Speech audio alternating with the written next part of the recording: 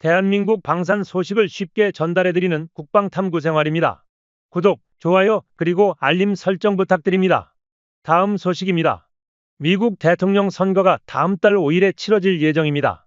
이번 선거는 60번째 대선이며 이를 통해 제47대 미국 대통령이 선출됩니다. 현재 민주당의 카멀라 해리스 부통령과 공화당의 도널드 트럼프 전 대통령이 치열한 유세전을 벌이고 있으며 사전투표가 한창 진행 중입니다.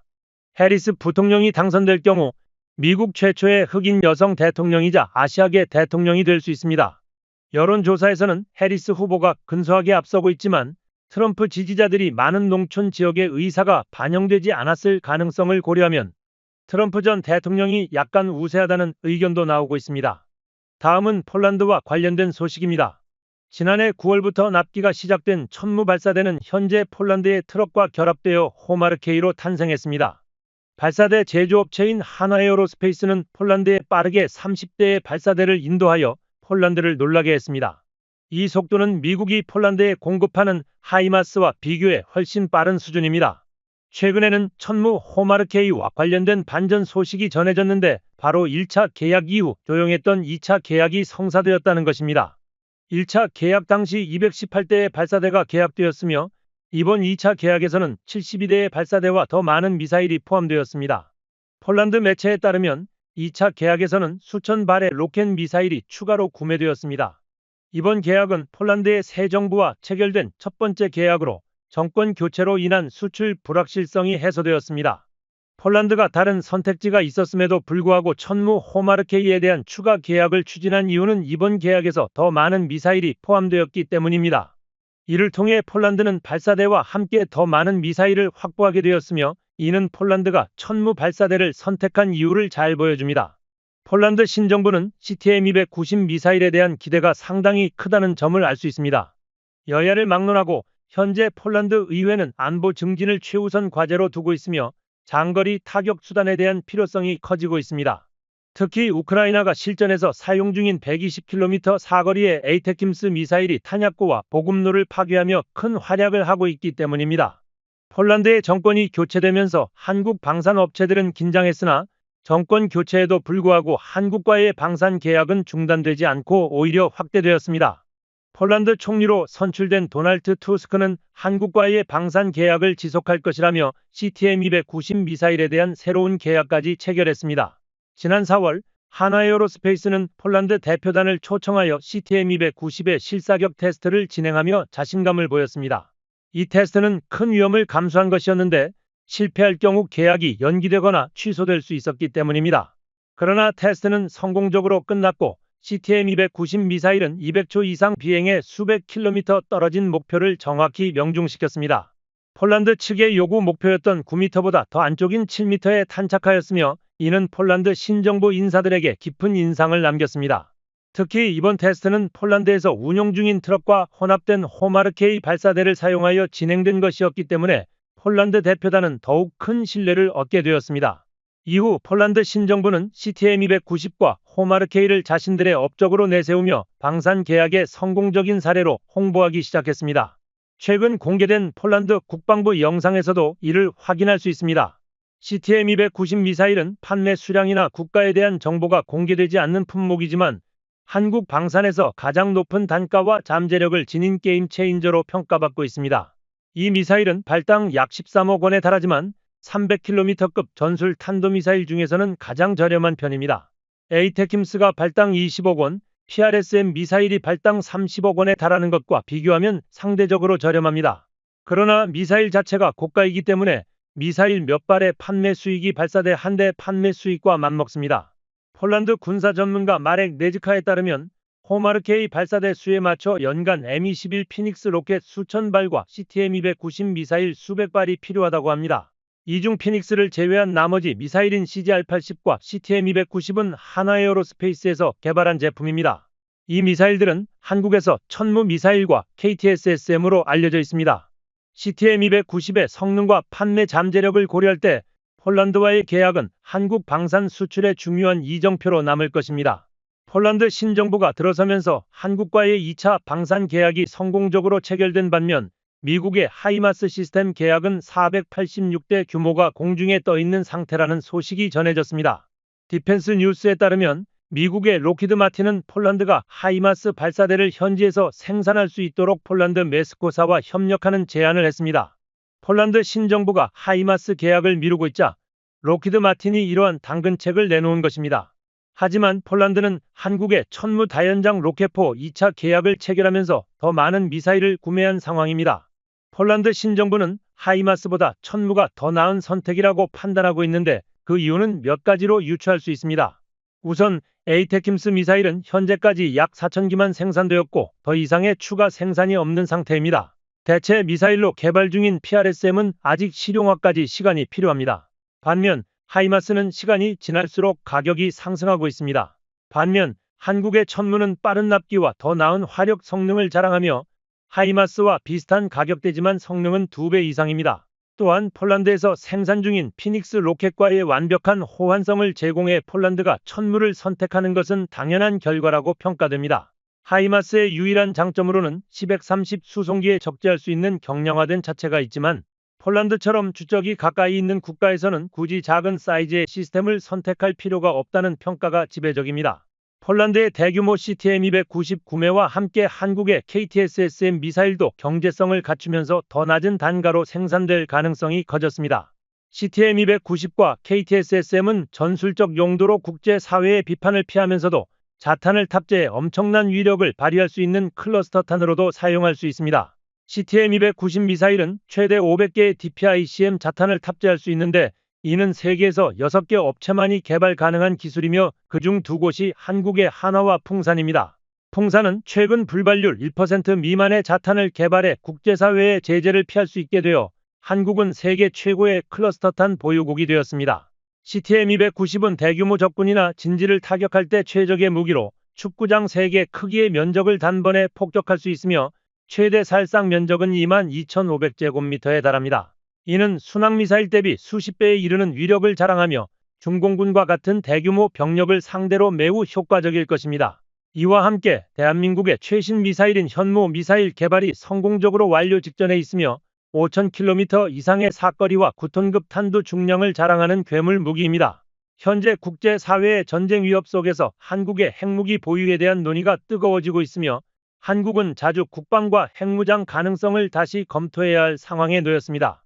현무 미사일과 도산한창 호급 잠수함에서 발사 가능한 SLBM을 통해 한국은 비상사태 시 빠르게 핵무장화를 진행할 수 있는 기반을 마련했습니다.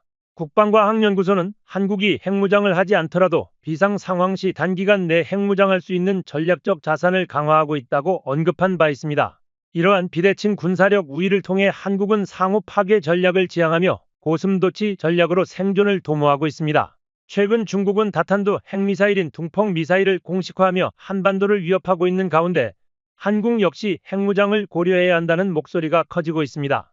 중국은 매년 7% 이상의 국방비 증가율을 보이고 있으며 이는 한국의 핵잠수함과 현무육 미사일 개발에 대한 정당성을 부여하고 있습니다. 미국에서도 한국의 독자적인 핵무장에 대한 논의가 시작되고 있으며 워싱턴 포스트는 한국이 핵무기를 만들어야 하나라는 제목의 기고문을 통해 이러한 논의를 촉발했습니다. 한국은 미국과의 동맹을 중요하게 여기면서도 자주 국방을 실현하기 위한 군사력 강화에 신중히 접근하고 있습니다. 이는 전쟁 억지력을 유지하기 위한 필수적인 과정으로 대한민국의 생존을 위한 중요한 전략으로 자리 잡고 있습니다. 대한민국은 최근 핵무기를 탑재할 수 있는 극초음속 미사일 개발을 통해 자국의 기술력이 충분히 발전했다는 점을 공식적으로 언급했습니다. 오늘은 한국군이 보유할 극초음속 미사일의 비밀과 그 기술력에 대해 알아보겠습니다. 극초음속 미사일은 마하 20 이상의 속도로 비행하며 적의 방어망을 무력화할 수 있는 새로운 형태의 첨단 무기입니다. 한국군이 머지않아 보유하게 될 극초음속 미사일은 크게 3가지로 나뉩니다. 첫 번째는 극초음속 ICBM입니다. 이는 한국군이 개발 중인 대전략 핵심 무기체계로 미사일과 우주 로켓을 결합한 방식입니다. 이 미사일은 성층권까지 올라갔다가 낙하하면서 복잡한 비행 궤적을 그리기 때문에 경로 예측이 불가능합니다. 미국과 러시아만이 이와 비슷한 기술을 보유하고 있으며 한국의 극초음속 ICBM은 전 세계 방공망을 뚫을 수 있는 엄청난 파괴력을 지니고 있습니다. 두 번째로는 극초음속 공대지 미사일과 극초음속 순항 미사일입니다. 두 미사일 모두 개발 난이도가 높지만 대한민국 국방과학연구소는 현무 미사일 개발을 통해 이미 기술적 가능성을 입증했습니다. 2020년대 중반까지 실전 배치될 예정인 이 미사일들은 마하 9 이상의 속도로 적국의 주요 시설을 타격할 수 있으며 방어 시스템으로 요격하기가 거의 불가능합니다. 이 기술을 바탕으로 한국은 극초음속 탄도미사일 개발에 본격적으로 돌입했습니다. 과거 한미 미사일 지침에 의해 연구에 제한이 있었지만 지금은 제약이 해제되면서 현무 미사일을 극초음속 탄도미사일로 개량할 수 있는 기반이 마련되었습니다. 이는 200km 이상의 거리에 있는 목표를 정확히 타격할 수 있는 수준에 도달한 기술로 국방과학연구소의 뛰어난 성과 중 하나입니다. 일본과 중국은 점점 강력해지는 한국의 미사일 전력을 결코 무시할 수 없으며 특히 한국의 현무 미사일은 응징보복 전략의 핵심 무기입니다. 현무 미사일은 마하 9 이상의 속도로 비행에 욕격이 불가능하며 다탄두로 무장의 강력한 파괴력을 자랑합니다. 전쟁이 발발할 경우 한국군의 미사일 사령부는 군사위성으로부터 받은 좌표를 바탕으로 적국의 핵심 시설을 신속히 타격할 수 있으며 이러한 전략의 성공은 미사일 수량에 달려 있습니다. 다행히도 한국은 현무 미사일의 수량을 계속해서 증가시키고 있으며 더 긴 사거리와 강력한 파괴력을 갖춘 새로운 미사일을 개발 중입니다. 한국의 극초음속 미사일 개발은 단순한 무기 개발을 넘어 주변국들에게 강력한 경고 메시지를 전달하고 있습니다. 한국은 300톤급 초대형 로켓 누리호를 통해 군사위성 발사를 준비 중이며 이 기술은 대륙간 탄도미사일 개발에 필수적인 우주 발사체 기술과 밀접하게 연관되어 있습니다. 세계적으로 핵보유국들은 ICBM 개발에 필요한 기술을 우주 발사체 개발을 통해 확보한 공통점을 가지고 있으며 한국 역시 누리호와 고체 연료 로켓 기술을 바탕으로 장거리 미사일 개발을 진행 중입니다. 특히 사거리 6,000km에 달하고 탄두 중량이 9톤에 이르는 현무 미사일 개발이 이러한 기술 발전의 중요한 결과로 주목받고 있습니다. 누리호의 300톤급 추력 엔진은 9톤급 탄두를 최대 1만 km 거리까지 발사할 수 있는 능력을 갖추고 있어 대륙간 탄도미사일과의 기술적 연관성이 크다는 평가를 받고 있습니다. 한국은 미사일 사거리 제한이 해제되기 전부터 탄두 중량이 9톤에 이르는 현무 미사일 개발을 비밀리에 진행해왔습니다. 이 미사일은 다탄두 기술을 적용하여 축구장 10개 이상의 면적을 초토화할 수 있는 파괴력을 자랑하며 대형 건축물들을 쉽게 파괴할 수 있는 능력을 가지고 있습니다. 북한이 보유한 미사일과 비교해도 훨씬 강력한 성능을 지니고 있어 군사 전문가들은 북한이 미사일을 보유할수록 한국이 미사일 전력을 강화할 명분을 제공한다고 분석하고 있습니다. 한국군의 사거리 800km 이상의 미사일은 북한을 전역에 걸쳐 타격할 수 있으며 이는 북한의 미사일 전력과 비교해 훨씬 강력한 억제력을 보여줍니다. 비록 한국은 공식적으로 핵보유국이 아니지만 사실상 수천 발의 핵무기를 신속하게 무장할 수 있는 충분한 기술력을 가지고 있습니다. 과거 한국은 ICBM을 발사할 수 있는 기술이 부족했지만 최근 중요한 결정을 통해 독자적인 ICBM 기술을 확보했습니다. 이를 통해 국제사회에서 한국은 잠재적인 핵보유국으로 인식되었고 필요시 빠르게 핵무장을 할 수 있는 국가로 자리매김하겠다는 의지를 드러냈습니다. 과거에는 한미 미사일 지침으로 인해 탄도미사일 개발이 제한되었으나 최근 탄두 중량과 고체 연료 로켓 사용 제한이 해제되면서 한국의 ICBM 개발은 시간 문제로 남아 있습니다. 군사 전문가들은 미국이 고체 연료 로켓 기술 제한을 해제한 것은 사실상 한국의 ICBM 개발을 묵인한 것이라고 평가하고 있으며 한국이 2026년까지 대륙간 탄도미사일 개발을 완료하면 핵보유국과 동등한 수준의 미사일 기술력을 갖출 것으로 예상하고 있습니다. 또한 한국은 2030년대 중반까지 극초음속 탄두를 탑재한 장거리 탄도미사일을 개발할 계획입니다. 이 미사일이 배치된다면 한국의 잠재적인 적대국들에게 큰 충격을 안길 것입니다. ICBM 핵미사일은 욕격 가능성이 있지만 극초음속 탄도미사일은 발사된 위치를 파악하기도 전에 목표를 타격할 수 있기 때문에 그 위협이 훨씬 큽니다.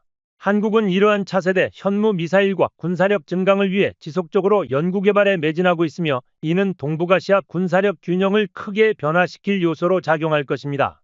한국이 개발 중인 극초음속 미사일의 발사체계는 순항 미사일용 로켓 또는 KF-21 전투기를 활용할 예정입니다. 이로써 한국은 다른 국가들보다 빠르게 극초음속 미사일을 대량 생산하여 주변국과의 군사력 격차를 벌리는 것을 목표로 하고 있습니다. 국방부는 미래 국방중기계획에서 이러한 내용을 명확히 언급했으며 한국의 미사일 연구진들은 지속적인 기술 개발을 위해 최선을 다하고 있습니다. 한국은 현재 현무 순항 미사일을 개량한 이지스 구축함 탑재형 극초음속 순항 미사일을 개발 중에 있으며 이를 위해 램제트 추진기관 기술 연구를 성공적으로 완료했습니다. 2010년부터 2012년까지 핵심 기술을 연구한 후 2011년부터 2017년까지 초고속 공기흡입 엔진 실험과 관련 연구를 성공적으로 마쳤습니다. 또한 2018년부터는 마하 10 이상의 속도로 이지스 구축함에서 발사할 수 있는 극초음속 비행체를 실험 중이며 KF-21 전투기에 탑재될 공대지 극초음속 미사일보다 더 빠른 실전 배치를 목표로 하고 있습니다. 한국산 극초음속 순항 미사일은 최소 마하 15의 속도를 목표로 하고 있으며 국방부에 따르면 이러한 미사일은 적국의 군함, 항구시설, 군사기지 및 공항 등 주요 인프라를 타격하는 데 사용될 예정입니다. 특히 저고도에서 극초음속으로 비행하여 적 방공망의 요격을 피할 수 있는 이 미사일은 중국의 방공망을 무력화할 수 있는 강력한 무기로 평가되고 있습니다. 전시 상황에서 이지스 구축함에서 발사된 극초음속 미사일은 신속하게 적의 주요 시설을 파괴할 수 있으며 이는 한국 해군과 미사일 전력에 큰 혁신을 가져올 것입니다. 또한 항공모함 킬러로 불리는 KF-21 전투기에 장착될 극초음속 미사일의 개발이 진행 중입니다. 국방과학연구소가 2019년부터 이 프로젝트를 주도하고 있으며 이 미사일은 마하 8 이상의 속도로 비행할 수 있도록 개발되고 있습니다. 이 정도 속력을 가진 미사일은 서울에서 발사되어 약 500km 떨어진 일본에 1분 40초 만에 도달할 수 있습니다. 미사일은 GPS 기반의 INS 유도 시스템을 장착할 예정이며 경량화된 추진 시스템을 통해 성능 대비 효율성을 극대화하는 것이 핵심 연구 과제로 설정되었습니다. 이 미사일은 적의 요격을 피할 수 있는 차세대 기동 시스템을 적용해 최소 마하 6 이상의 속도를 달성할 예정이며 2026년 KF-21 전투기에 탑재되어 실전 배치될 계획입니다. KF-21 전투기에 극초음속 미사일이 장착되면 한국군은 공중에서 이동식 장거리 폭격이 가능해지며 이 미사일은 현무 미사일의 강력한 화력을 보조하는 형태로 운용될 것입니다.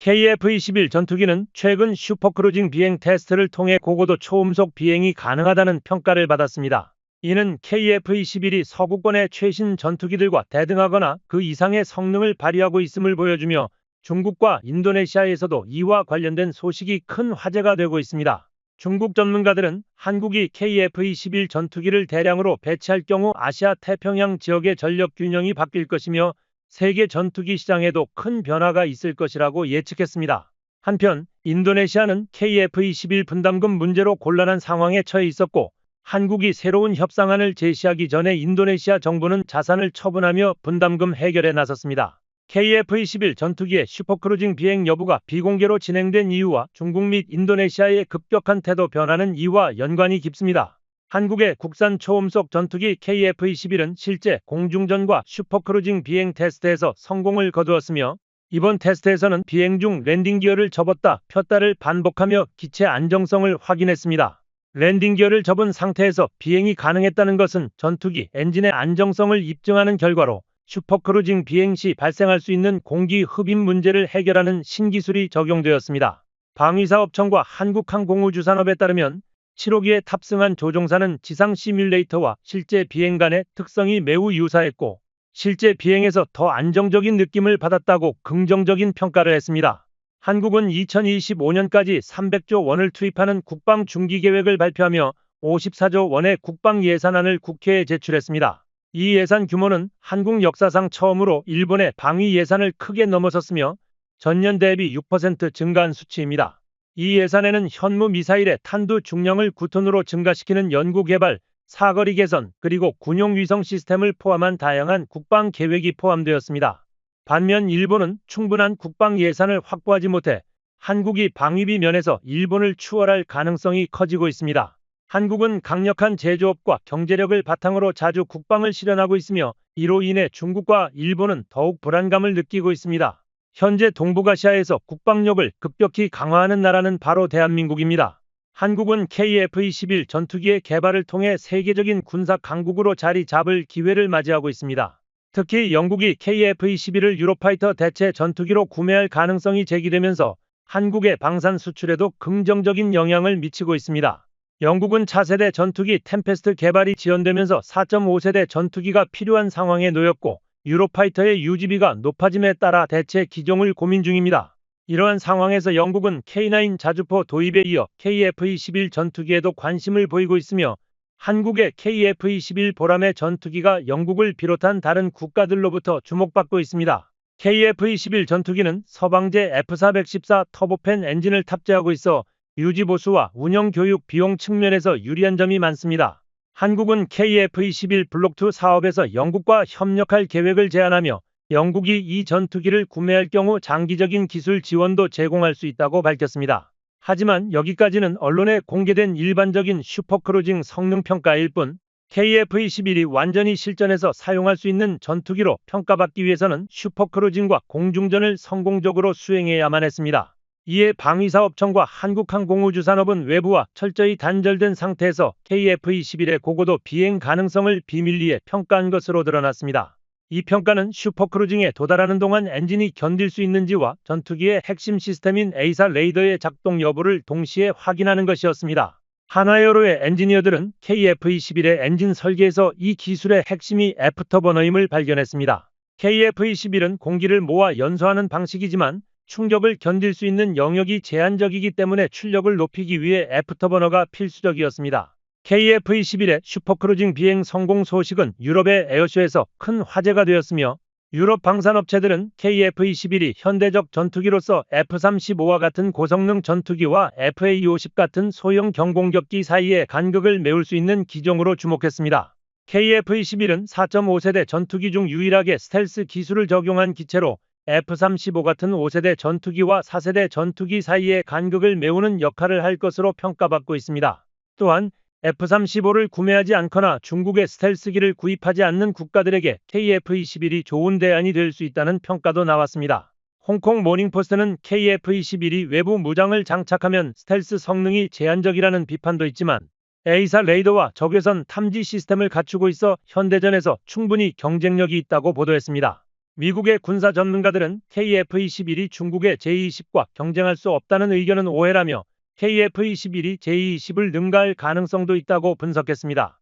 지금까지 국방탐구생활 시청해주셔서 감사합니다. 구독과 좋아요, 알람 설정해두시면 한국의 다양한 방위산업 소식을 전해드리겠습니다.